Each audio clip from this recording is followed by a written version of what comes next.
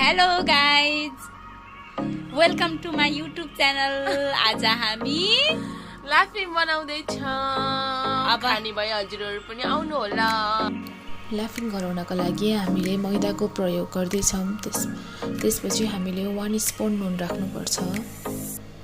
त्यसपछि थोरै थोरै पानी गर्दै हामीले त्यसको डो गराउनु पर्छ र त्यसलाई ढाकेर 10 मिनटसम्म राख्नुपर्छ। 10 मिनटपछि फेरि त्यसलाई मजाले मिक्स गरेर 1 घण्टाका लागि ढाकेर राख्नुपर्छ।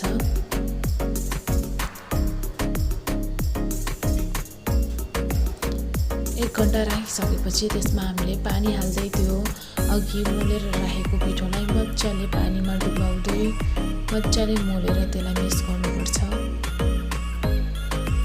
यसरी 2-3 पटक मोलिसकेपछि हाम्रो चाहिँ लास्टमा यसरी स्टार्च छुट्टिन्छ।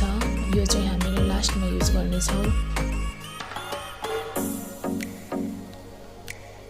अघि पानीमा भिजाएको मैदालाई यसरी हामीले 4 घण्टासम्म ढाकेर राख्नुपर्छ। त्यसपछि पानी र पिठो आफै छुट्टिन्छ।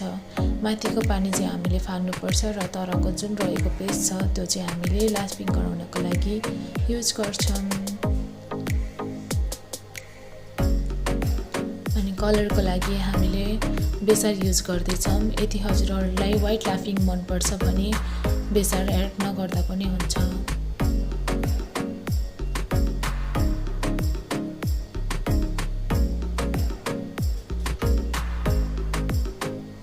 यसरी हाम्रो पेस्ट पनि रेडी भइसकेको छ र हामीले मोमोको भाँडा युज गर्दैछौँ लाफिङ गराउनको लागि र एउटा सफा थालमा तेल लगाएर त्यो अघि रहेको पेस्टलाई थोरै मात्रामा राख्दै हामीले चाहिँ लाफिङ रेडी गराउँदैछौँ।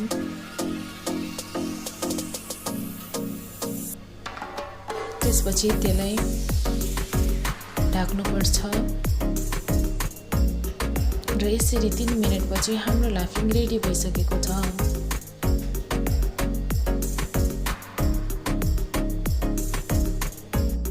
अघि रहेको स्टार्चलाई पनि हामीले सेम प्रोसेस गरेर पानीमा बफाउनुपर्छ।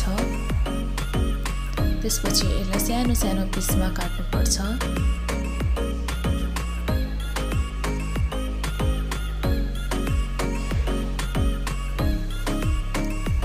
हाम्रो स्टार्च पनि रेडी भइसकेको छ